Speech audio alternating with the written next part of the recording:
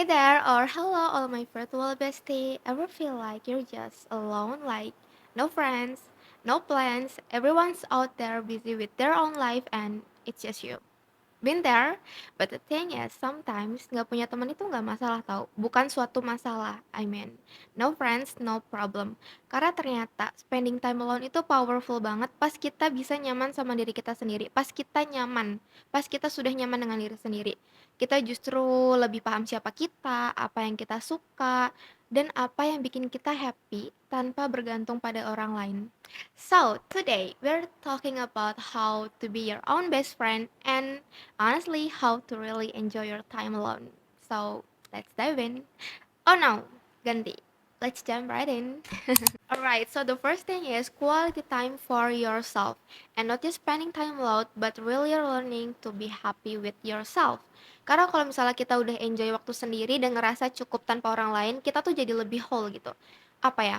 Kita jadi lebih ngerti apa yang kita mau. Ya, that's it. When you're good on your own, you're not jumping into relationship, friendship, or even situation just because you feel lonely or like you need someone there. Okay? Got it? Sebenarnya ini juga nyambung banget sama satu kutipan yang aku suka dari bukunya Conversation on Love. Penulisnya Natasha Lun or Lun, I don't know. Yang kalimatnya tuh gini. Apakah kita menjalin hubungan karena kita benar-benar menginginkannya atau karena kita tidak mencintai diri kita sendiri dan berpikir jika kita bertemu dengan seseorang yang mencintai kita, lalu cintanya akan menegaskan harga diri kita. Powerful banget kan? And aku tahu kamu pasti paham langsung maksudnya karena ini kalimatnya gampang sekali untuk dipahami, ya kan? Soalnya kadang kita tuh masuk ke suatu hubungan, entah itu pertemanan atau yang lain, bukan karena kita benar-benar menginginkannya, tapi karena kita mencari apa ya? Kita mencari sesuatu yang kosong di diri kita itu. Kita mencari sesuatu yang bisa ngisi kekosongan di diri kita itu dan seringkali apa yang kita cari itu, sesuatu itu tuh bisa kita temukan sendiri, yaitu rasa cukup, self-worth, dan kedamaian. Jadi kalau misalnya kamu sekarang lagi sendiri, sendiri di sini tuh apa ya misalnya? Kayak kamu nggak punya pacar atau teman yang bener-bener nggak punya mungkin, atau memang kamu jarang ketemu sama teman-teman kamu, maybe it's the best time to learn your own source of happiness. So, jangan sampai soalnya kita masuk ke dalam suatu hubungan itu untuk menambal apa yang kosong di diri kita, untuk menambal apa yang kurang, tapi masuklah ketika kamu benar-benar menginginkan hubungan itu. Oke. Misalnya aku tahu banget nih, kayak buat kalian yang gak suka me time, pasti rasanya awkward buat pergi sendiri tuh kayak mau ngapain. Nah, aku ada tips kalau misalnya kalian masih belum pernah pergi sendiri atau me time, kalian tuh dari rumah tentuin dulu kalian pergi tuh mau ngapain. Misalnya kalian pengen beli buku kah, pengen baca buku di kafe kah, atau kalau misalnya kalian tuh udah punya, apa ya, udah punya tujuan nih, kalian bener-bener lakuin itu. Jangan sampai ketika nanti di tempat, udah sampai ini, kalian tuh bingung mau apa ya, mau ngapain. Padahal kalian udah tahu di rumah tuh kalian pengen ngapain. Jadi buat goals dan lakuin itu. Apa ya, bukan goals kali namanya. Oh, bikin rencana. Ya, bikin rencana yang pengen kamu lakuin saat me time dan bener-bener melakukannya. Jangan cuma jadi rencana aja. Karena it's healing guys. Aku tahu banget pasti rasanya di awal tuh kayak aneh banget pergi sendiri. Entah itu karena takut tatapan orang lain atau ya rasanya aneh aja gak sih kalau misalnya kita biasa sama-sama rame-rame terus tiba-tiba harus pergi sendiri. I feel you. Karena aku juga dulu tipe yang selalu main kemana-mana sama keluarga atau enggak sama temen. Jadi baru-baru pas SMA itu aku nyoba me time dan pertamanya ngerasa kayak aneh, tapi lama-kelamaan aku happy. Malah menurut aku me time itu jadi suatu hal yang aku tunggu-tunggu setiap bulan karena aku tuh pengen banget keluar sendiri setiap bulan minimal sekali. Dan kenapa tadi aku bilang kalau misalnya ini healing, karena pas kita settle sama diri kita sendiri, we start understanding what we like, what we don't, and it's powerful. It's like dating yourself and finding out who you really are. Yeah. And you know, pas kita udah nyaman sama diri sendiri, kita bisa masuk ke relationship manapun tanpa rasa kekurangan. We are bringing our full self into every relationship. Jadi ingat, being alone isn't a bad thing. Just learn first to be happy on your own so you're not looking for someone else to do it for you because you are enough. So, once we're comfortable with ourselves, it's time to explore what we like. Oh my gosh. And anyway, it's raining here. Makanya tadi ada kilat. So, once we are comfortable with ourselves, it's time to start exploring what we like. And that's where tip 2 comes in. Tip kedua, coba hobi atau minat baru. This is the best time to try something you've never done or wanted to try. Karena kalau misalnya selama ini kita selalu nunda dengan kalimat, nanti aja deh kalau misalnya ada waktu buat nyoba hobi baru, buat nyoba masak. But now, perfect timing. Ini waktu yang pas banget. You don't have to wait for anyone to join you or approve of it. This is totally for you. Aku dulu sering nunda buat belajar korset atau merajut atau nyoba resep-resep baru yang aku lihat atau resep-resep aneh sih sebenarnya. Karena aku suka nyoba-nyoba kayak buat brownies ini misalnya. Ini enak guys. No endorse, itu enak. Ya yang aku lihat di TikTok. Dan akhirnya aku coba pas lagi sendiri dan ternyata hidup aku tuh jauh lebih seru pas aku nyoba hal yang selama ini aku tunda-tunda terus gitu loh. It's really fun. Dan kita jadi punya sense of accomplishment dari hal-hal kecil yang bikin kita fulfilled. Jadi finding a new hobby itu kayak nemuin sisi baru dari diri kita sendiri. Ya, kayak gitu. You never know, you might discover a hidden talent or something you're passionate about. Jadi nggak sekedar cuma lewat waktu, tapi kita juga belajar, berkembang, dan nambah skill. Nah, sambil kita explore hobi-hobi baru kita ini, kita juga bisa banget mengenal diri kita sendiri dan refleksi diri. Which bring us to tip 3. Now I know journaling might sound cheesy, but it's honestly one of the best way to really understand your feelings. Kalau misalnya selama ini kalian tipe yang kayak, aduh ini aku sebenarnya mau apa sih? Aku tuh sebenarnya kenapa sih? Kayak kenapa aku suka tiba-tiba kayak gini? Kenapa aku suka tiba-tiba kayak gitu? Itu semua kalian akan mengerti alasannya kalau kalian rutin journaling. Because aku merasakan itu. Karena pas kalian lagi merasa overwhelmed atau ngerasa lagi down aja dan kalian journaling, itu rasanya bener-bener kayak lagi ngobrol sama diri sendiri. Soalnya kalau journaling itu, kalian misalnya nggak tahu journaling itu apa ya? Journaling itu kayak ada pertanyaan-pertanyaan yang kalian hari ini tuh sebenarnya lagi ngerasain apa sih? Atau banyak deh pokoknya pertanyaannya. Nanti aku up di mana ya? Enaknya aku up di Instagram atau aku harus bikin PDF journalingnya buat kalian dan aku jual. So what you think guys?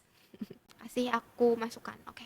Karena jujur aja kalau misalnya memang kalian benar-benar pengen mengerti, itu ada journaling rutin yang aku lakuin sebulan sekali dan biasanya kalau abis journaling rutin sebulan kali tuh aku kayak lemes banget karena kayak apa ya? Aku bener-bener tahu gitu, oh sebulan ini aku udah ngapain, aku udah melakukan apa aja. Terus nanti juga ada pertanyaan-pertanyaan yang kayak, oh aku masih ngerasain ini, oh kayak ya banyak deh yang kayak oh gitu. Ngerti kan? Ya gitu pokoknya, back to topic. Dan biasanya ketika aku nulis journaling harian yang emang setiap hari aku bakal journaling kayak jadi cuma beberapa pertanyaan doang, tapi gratitude itu atau hal yang aku syukuri atau hal-hal positif itu nggak bakal boleh skip. Kayak walaupun nggak ada kayak susah banget aku harus pikirin, entah itu sekedar apa ya, aku bangun pagi dan dengan rasa yang happy, dengan mood yang happy, itu udah suatu hal yang harus aku syukuri. Jadi aku tulis. Because when you see your thoughts on paper, rasanya semua jadi lebih jernih aja gitu. It feels like talking to a friend, except that friend is you, and they always listen. Percaya sama aku, writing down your thoughts is like free therapy. Gak harus hal-hal ribet, kayak sekedar aku bersyukur hari ini aku bersyukur sama hal yang terjadi sama aku hari ini, bla bla bla bla. Itu juga udah bikin kita tuh lebih ngerasa terhubung sama diri kita sendiri. Dan itu bisa bikin kita handle emosi kita sendiri. Karena kalau misal journaling juga nulis 3 hal yang pengen kalian lakukan di hari ini kan, 3 hal besarnya dulu, 3 hal yang paling penting untuk kalian selesaikan. Kayak untuk kalian dahulukan gitu. Jadi ketika kalian kayak, aduh kayaknya gak mood deh. Tapi kan kita gak bisa mengandalkan mood kita untuk gak mengerjakan sesuatu hal yang harus kita kerjakan kan. Jadi kita ingat lagi tadi, apa ya yang harus aku lakuin di hari ini tadi. Jadi ketika kalian tahu apa yang harus kalian lakuin, kalian juga merasa kayak, aduh gak bisa nih ngandelin mood doang. Aku harus ngelakuin ini, aku harus selesaiin ini hari ini juga. So, ya itu sangat membantu journaling harian. Emang journaling itu dilakuinnya setiap hari guys, just for your information. Tapi kalau misalnya nggak sempat kayak beberapa hari skip juga nggak apa-apa karena aku beberapa kali juga kayak gitu. And the best part is with journaling you also learn what you need to feel good, which brings us to self-care. Self-care doesn't have to be complicated. Kadang kita tuh mikir self-care itu harus yang fancy, yang mahal gitu. Padahal hal kecil kayak rutin skincarean, kayak maskeran. Ketika hari ini kamu sudah cukup lelah, wajah kamu tuh sudah dibawa kemana-mana, menempuh perjalanan itu udah termasuk self care. Kayak kalian rebahan, sekedar rebahan aja terus dengerin musik favorit, itu juga udah termasuk bikin apa ya, termasuk buat recharge energi kita, because it's all about taking that time for yourself. Aku suka banget nyiapin waktu buat aku nanti malam ini pengen maskeran karena hari ini aku udah capek banget mukanya karena udah ditimpa dengan makeup yang sangat banyak. Jadi segitu aja tuh udah menurut aku cukup buat aku self care gitu, kayak sekedar nonton serial favorit aku. It might sound small, but it really makes a difference. Kadang kita tuh suka nyepelein hal-hal kecil, padahal hal-hal kecil itu yang membawa kita menjadi apa ya, membawakan kita hal besar. Jangan pernah menyepelekan hal kecil itu juga perlu apa ya, perlu kita hargai karena itu yang membawa kita ke hal besar. Pernah gak sih kalian kepikiran kayak gitu? Jadi sebenarnya self care itu lebih ke you making time for yourself, dan ingat gak perlu hal yang mahal atau yang ribet karena cukup kamu ngerawat diri kamu dari dalam supaya kamu bisa ngasih yang terbaik untuk ngadepin hal lain dalam hidup kamu. Itu namanya self care. And once you've got that energy back, it's time to use it for something productive.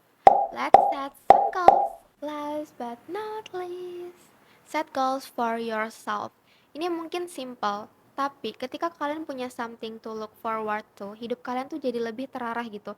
And it doesn't have to be some big goal or life-changing plan. No, no, nah.